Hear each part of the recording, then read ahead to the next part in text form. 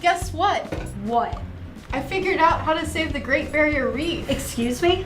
Well, you see, this man on the street sold me some magic beans, and he said that they could make anything grow. Sydney, these are jelly beans.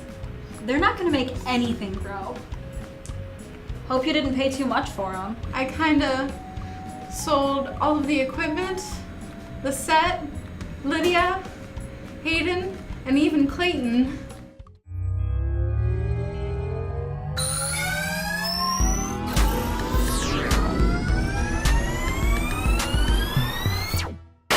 Hello, fellow humans. My name is Allie Smith, and this is 300 Seconds of Science. Today, we're gonna dive back into the ocean again and learn about coral reefs. Coral reefs, the beautiful rainbow broccoli of the sea. Well, it's not really broccoli. Coral reefs are actually super diverse ecosystems that live in the sea. Within their nooks and crannies, they house a quarter of the ocean's marine life. Coral reefs also protect coasts by reducing the power of waves during large storms. Because so many fish call reefs home, these are super important places to find fish to sell and eat. Coral are even used in treatments for cancer and HIV patients. So I guess you could say they're pretty important. But what are stony sea clouds really? When someone says coral, you probably think of this. Coral! But coral is actually a broad term that includes a lot of animals. Corals are broken down into three main groups. First is hexacorals.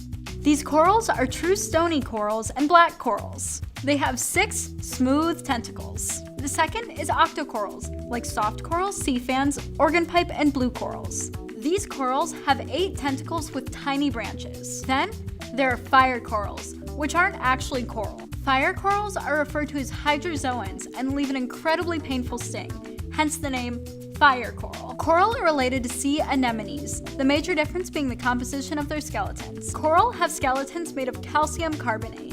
The structure of a coral reef is a polyp, which means it's like a tube with a mouth at the end that has tentacles all around it. But these tentacles aren't for decoration. They have small stingers at the end called nematocysts, which allow the coral to capture any small organism that might swim too close. When a bunch of individual coral polyps grow together, they form colonies. And with enough colonies come beautiful, gigantic reefs.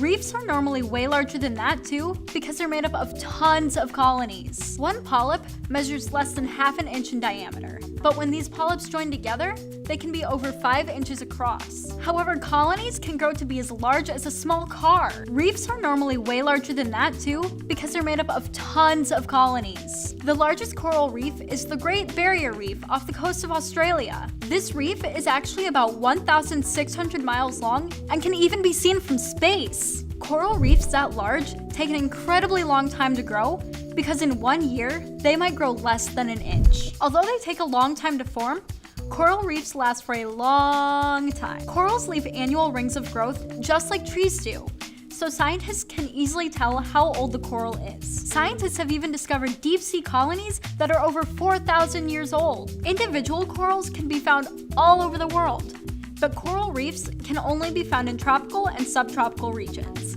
However, coral reefs are in great danger. Rising ocean temperatures and levels of acidification are threatening beautiful structures like the Great Barrier Reef. This is leading to a phenomenon referred to as coral bleaching. Coral bleaching is caused by warmer water temperatures killing the algae that produces corals' food. In addition, more acidic oceans make it difficult for corals to build their skeletons. Overfishing and careless boaters and divers also harm the reefs. If we want to continue to admire the beauty of our oceans, as well as utilize them as an important resource, then making an effort toward conservation is necessary. Some ways you can do this are by eating seafood that's caught by non-destructive methods, not buying products made from coral, and supporting the protection of certain marine areas. Also, dive and snorkel responsibly. If you want to learn more about oceans and other science-related topics, then subscribe to us on YouTube at ZTV 300 Seconds of Science, like us on Facebook, and follow us on Twitter. I'm Allie Smith, and that was 300 Seconds of Science. So go out, enjoy life, and stay curious. This program was produced by ZTV at the University of Akron. To find out how you can make Emmy-winning media, visit the UA School of Communication online. ZTV. Make media. Make a difference.